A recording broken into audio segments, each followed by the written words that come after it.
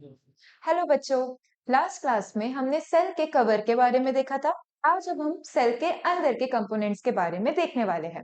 तो स्टार्ट करेंगे the brain of the cell से, जो है हमारा न्यूक्लियस।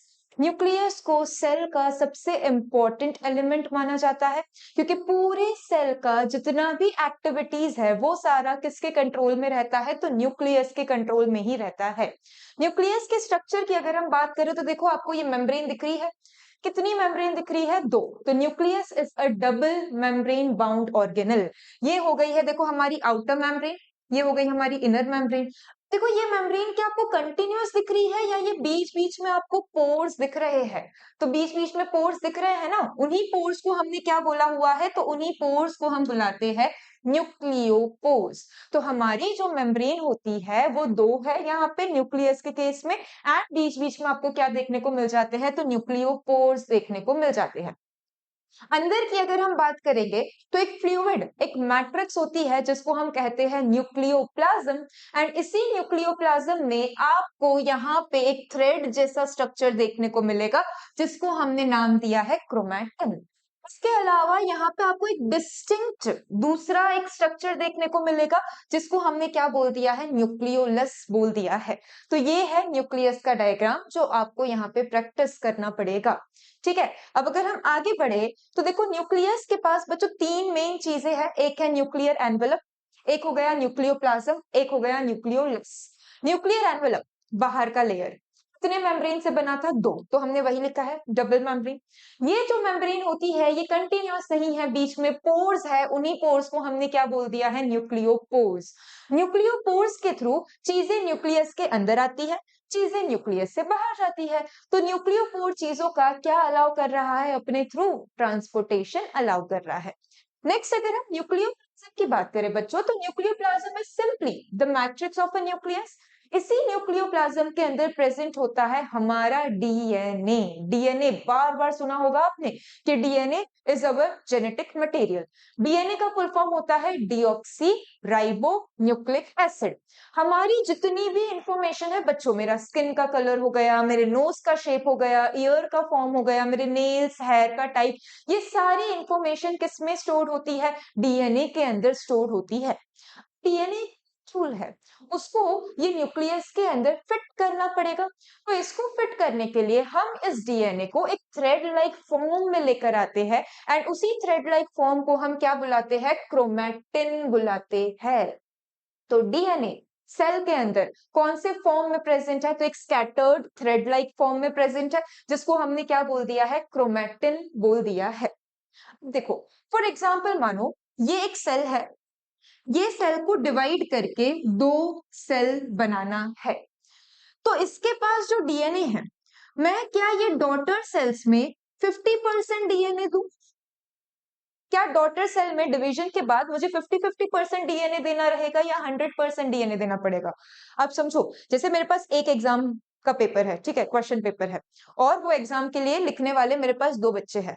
तो मैंने क्या किया, वो एक क्वेश्चन पेपर को क्लियर कर दिया, आधा इसको दिया, आधा इसको दिया, और मैंने बोला कि अब बैठ के एग्जाम लिखो, लेकिन मार्क्स तो 100 में से ही मिलेंगे। तो क्या वो फेयर है? नहीं ना। तो यहाँ पे भी वही चीज है, डीएनए को आधा आधा नहीं देना है, हमें यहाँ पे डीएनए का सप्लाई कैसा रखना है, 100% रखना है। तो इसीलिए हम यहाँ पे सबसे पहले तो डीएनए की क्या बनाते हैं, कॉपी बनाते हैं। सबसे पहले डीएनए आपका कॉपी होगा, ताकि equal equal amount of DNA आपके दोनों डॉटर सेल्स को जा सके। तो फॉर एग्जांपल चलो समझो कि डीएनए की कॉपी बन गई, जो मैं ग्रीन कलर से रिप्रेजेंट कर रही हूँ वो क्या है, डीएनए की कॉपी है। यहाँ पे न्यूक्लियस के अंदर ओरिजिनल डीएनए भी है, कॉपीड वाला डीएनए भी है, एंड ये सारे ऐसे बिखरे हुए फॉर्म में पड़े हुए हैं, एंड वही बिखरे हुए फॉर्म को हम क्या बुलाते हैं, क्रोमैटिन। अगर ये चीजें सारी बिखरी हुई पड़ी है तो क्या हम इक्वल डिस्ट्रीब्यूशन कर पाएंगे डॉटर सेल्स में? नहीं कर पाएंगे। ठीक है, तो इक्वल डिस्ट्रीब्यूशन के लिए ये बिखरी हुई चीजों को क्या करना पड़ेगा, थोड़ा सा एक प्रॉपर फॉर्म देना पड़ेगा, प्रॉपर शेप देना पड़ेगा। आप इसको कैसे रिलेट करो, तो आपने सबने पतंग तो उड़ाई होगी ना उत्तरायण पे, पतंग के लिए वो जो डोरी होती है, डोरी फॉर एग्जांपल हमारे फ्लोर पे ऐसे स्कैटर्ड पड़ी हुई है, तो वो डोरी को ऐसे स्कैटर्ड पड़ी हुई देख के क्या आपको आइडिया आएगा कि ये मेरे पास सफिशिएंट है कि नहीं नेक्स्ट काइट के लिए? नहीं आइडिया आएगा ना, तो आप क्या करते हो, आप वो डोरी को लेते हो और उसको ऐसे-ऐसे टर्न करना स्टार्ट करते हो। टर्न करके आप उसको एक फॉर्म देना स्टार्ट करते हो, बंडल फॉर्म में लाना स्टार्ट करते हो। बंडल अगर थिक है तो आपको पता चल जाएगा कि हाँ नेक्स्ट काइट के लिए सफिशिएंट है। तो वैसे ही यहाँ पे भी अगर मुझे आइडिया चाहिए कि भई ऑर्गेनाइजेशन करवाना है मुझे कि इक्वल डिस्ट्रीब्यूशन हो, तो उसके लिए ये जो बिखरी हुई क्रोमैटिन है उसको हम क्या कर रहे हैं बच्चों, टर्न कर रहे हैं, कंडेंस कर रहे हैं। तो देखो इस तरीके से कंडेंस हुआ, कंडेंस होके कौन सा फॉर्म यहाँ पे अचीव होता है, तो यहाँ पे अचीव होता है क्रोमोसोम का फॉर्म। तो क्रोमोसोम क्या आपको रेस्टिंग वाले सेल में मिलेंगे? नहीं, क्रोमोसोम आपको ऐसे सेल में मिलेंगे जो सेल अभी डिवाइड करने वाला होगा। जब तक ये सेल डिवाइड नहीं करेगा तब तक तो आपको उसमें क्या देखने को मिलेगा, क्रोमैटिन। लेकिन जैसे ही ये डिवाइड करने वाला होगा यही क्रोमैटिन कंडेंस होके क्या बना देता है, क्रोमोसोम बना देता है। तो DNA is the genetic material जो एक सेल के न्यूक्लियस के अंदर बिखरे हुए फैशन में प्रेजेंट रहता है। ये बिखरे हुए फैशन में जो प्रेजेंट है उसको हमने बोल दिया है क्रोमैटिन फाइबर्स। सेल डिवीजन के वक्त ये क्रोमैटिन फाइबर्स को हम कंडेंस करते हैं, कंडेंस करके कौन से फॉर्म में ले आते हैं, तो क्रोमोसोम के फॉर्म में ले आते हैं। यही क्रोमोसोम का जो डीएनए है, यही डीएनए हमारा पूरा बेसिक फीचर्स के लिए रिस्पॉन्सिबल होता है। In fact, this particular thing is responsible for inheritance of characters. Inheritance का मतलब क्या होता है, तो ऐसे फीचर्स जो हमें हमारे पेरेंट्स से मिले हैं। आपने सुना होगा, आपको देखकर आपके रिश्तेदार बोलते होंगे कि अरे तुम तो मम्मी जैसे दिख रहे हो या तुम तो पापा जैसे दिख रहे हो। तो आपकी एक सिमिलैरिटी या रिसेम्बलेंस रहता है ना मम्मी के साथ, पापा के साथ। मम्मी के कुछ फीचर्स आप में आए, पापा के कुछ फीचर्स आप में आए, तो ये फीचर्स कौन से मीडियम के थ्रू आप में आए हैं, डीएनए के थ्रू आप में आए हैं। तो इसी को तो हम कह रहे हैं इनहेरिटेंस। इनहेरिटेंस का मतलब यही है कि कुछ कुछ फीचर्स मम्मी पापा से हमारे अंदर आए हुए हैं। कौन से मीडियम के थ्रू आए, वो कौन सा मॉलिक्यूल है जो ये फीचर्स लेकर आते हैं, तो वो है बच्चों हमारा डीएनए। डीएनए ही है जो हमारी पूरी बॉडी को कंट्रोल करेगा। डीएनए ही है जो हमारे सेल को भी कंट्रोल करेगा। सेल को डिवाइड करना है तो कौन डिवाइड करवाता है, डीएनए डिवाइड करवाएगा। सेल की जितने भी मेटाबॉलिक एक्टिविटीज है किसके कंट्रोल में रहती है, डीएनए के कंट्रोल में रहती है। एंड इसीलिए हम न्यूक्लियस को कहते हैं ब्रेन ऑफ द सेल। ठीक। लास्टली अगर हम न्यूक्लियस की बात करें तो हम उसमें बोल रहे हैं न्यूक्लियोलस, एक अलग सा स्ट्रक्चर होता है। ठीक है, ये न्यूक्लियोलस जो है ये किसके सिंथेसिस में पार्टिसिपेट करता है, तो ये पार्टिसिपेट करता है राइबोसोम के सिंथेसिस में। तो राइबोसोम अगर बनाना है तो राइबोसोम का रॉ मटेरियल कौन बनाकर देता है आपको, न्यूक्लियोलस। तो इतनी बात समझ आ गई न्यूक्लियस के रिगार्डिंग। ठीक। नेक्स्ट अब हम न्यूक्लियस के बेसिस पे दो तरीके के सेल बता रहे हैं, एक है प्रोकैरियोटिक सेल, एक है यूकैरियोटिक सेल। इसमें देखो ये है आपका क्रोमैटिन। क्या क्रोमैटिन के बाहर मैंने मेम्ब्रेन बनाया, नहीं। इधर देखो क्रोमैटिन के बाहर मैंने मेम्ब्रेन बनाया, यस। तो यहाँ पे न्यूक्लियर मेम्ब्रेन इज एब्सेंट, इधर न्यूक्लियर मेम्ब्रेन इज प्रेजेंट। देखो प्रो का मतलब होता है प्रिमिटिव, प्रो का क्या मतलब होता है बच्चों, प्रिमिटिव। कैरियोटिक का मतलब होता है न्यूक्लियस। तो यहाँ पे कैसा न्यूक्लियस देखने को मिलेगा आपको, प्रिमिटिव न्यूक्लियस। यू का मतलब होता है नया, न्यू। कैरियोटिक मतलब हो गया न्यूक्लियस।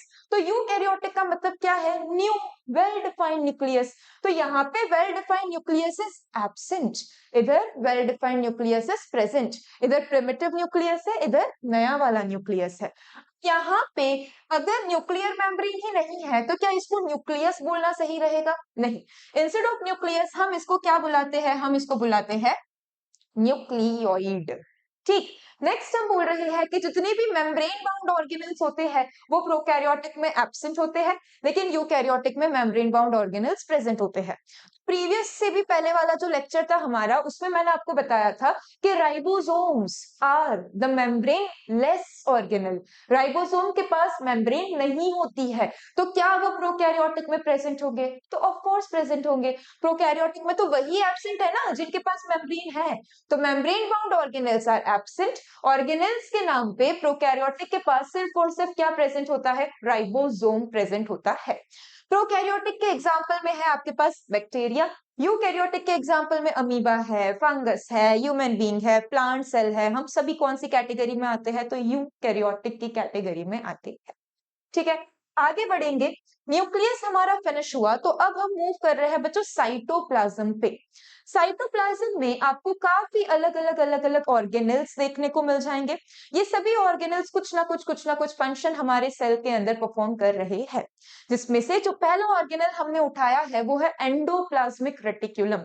एंडोप्लाज्मिक रेटिक्यूलम जो होता है बच्चों, वो न्यूक्लियर मेम्ब्रेन के साथ कंटिन्यूअस फैशन में होता है। फॉर एग्जाम्पल समझो, ये है मेरे पास एक न्यूक्लियर मेम्ब्रेन। ठीक है, न्यूक्लियर मेम्ब्रेन के साथ ये देखो ऐसा कंटिन्यूएशन में आपको कौन देखने को मिल जाएगा? एंडोप्लाज्मिक रेटिक्यूलम देखने को मिल जाएगा। एंडोप्लाज्मिक रेटिक्यूलम पूरी सेल में फैला हुआ होता है, सेल के अंदर। तो और ये क्या है? मेम्ब्रेनस स्ट्रक्चर है। अगर ये सेल में अंदर की साइड पे पूरा फैला हुआ है, तो ये सेल को अंदर से क्या प्रोवाइड कर रहा है? सपोर्ट प्रोवाइड कर रहा है। तो इसीलिए हमने इसको क्या बोल दिया है? एंडोस्केलेटन। एंडो का मतलब होता है अंदर, स्केलेटन बेसिकली वो चीजें होती है जो बेसिकली सपोर्ट प्रोवाइड करेगी। तो ये जो एंडोप्लाज्मिक रेटिक्यूलम है, सेल के अंदर पूरा फैला हुआ है, काफी डिस्टिंक्ट नेटवर्क फॉर्म करके बैठा हुआ है। तो इसीलिए हमने इसको क्या बोल दिया है? एंडोस्केलेटन। सिंगल मेम्ब्रेन बाउंड होता है आपका एंडोप्लाज्मिक रेटिक्यूलम। साथ ही में अब देखो, ये है फॉर एग्जांपल मेरा पूरा एक सेल। ठीक है, पूरा एक सेल। अब मान लो कोई एक चीज है जो मुझे न्यूक्लियस में से बाहर भेजनी है, तो ये चीज देखो किसके थ्रू होते हुए बाहर जाएगी? एंडोप्लाज्मिक रेटिक्यूलम के थ्रू होते हुए। तो एंडोप्लाज्मिक रेटिक्यूलम जो है बच्चों, वो एक चैनल की तरह भी सर्व करता है। Channel for transportation of materials inside the. अब दो तरीके के एंडोप्लाज्मिक रेटिक्यूलम होते हैं, एक होता है रफ, एक होता है स्मूथ। रफ एंडोप्लाज्मिक रेटिक्यूलम हम उसको बोलेंगे जिसके सरफेस के ऊपर ढेर सारे राइबोसोम्स होंगे। तो ये राइबोसोम जो होते हैं ना बच्चों, ये छोटे छोटे ग्रैन्युलर होते हैं। अगर ये ईआर के ऊपर आके चिपक जाएंगे तो ईआर का सरफेस कैसा अपीयर होगा? आपको रफ अपीयर होगा। तो जिसके सरफेस पे ढेर सारे राइबोसोम्स है उसको हम क्या बोलेंगे? Rough endoplasmic reticulum. जिसके सरफेस पे राइबोसोम नहीं है, उसका सरफेस आपको स्मूथ दिखेगा, तो उसको हमने क्या बोल दिया है? Smooth endoplasmic reticulum.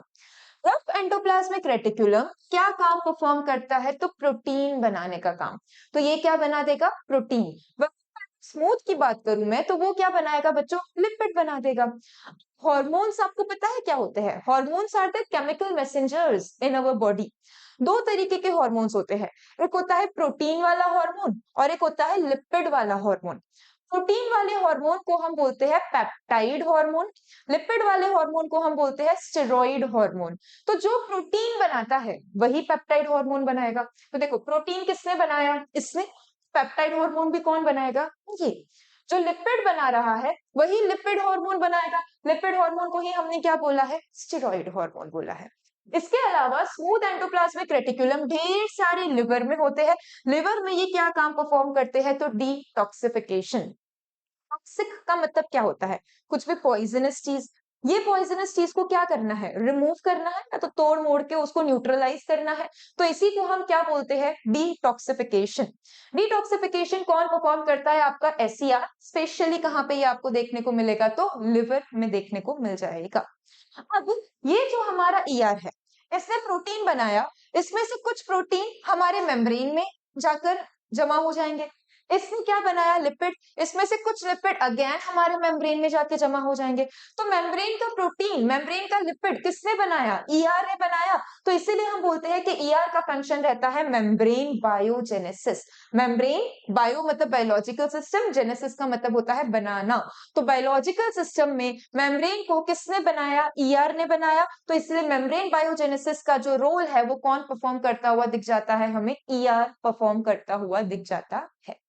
ईआर के अलावा अब ये जो लास्ट ऑर्गेनल आज के लिए हम पढ़ रहे हैं वो है गोल्गी अपैरेटस। गोल्गी अपैरेटस कुछ आपको इस तरीके से देखने को मिलेगा, जो आपको किधर पाया जाता है? तो न्यूक्लियस के पास ही देखने को मिलेगा। गोल्गी अपैरेटस में देखो, ये आपको मेम्ब्रेनस सैक्स देखने को मिल रहे हैं बच्चों, मेम्ब्रेनस सैक्स।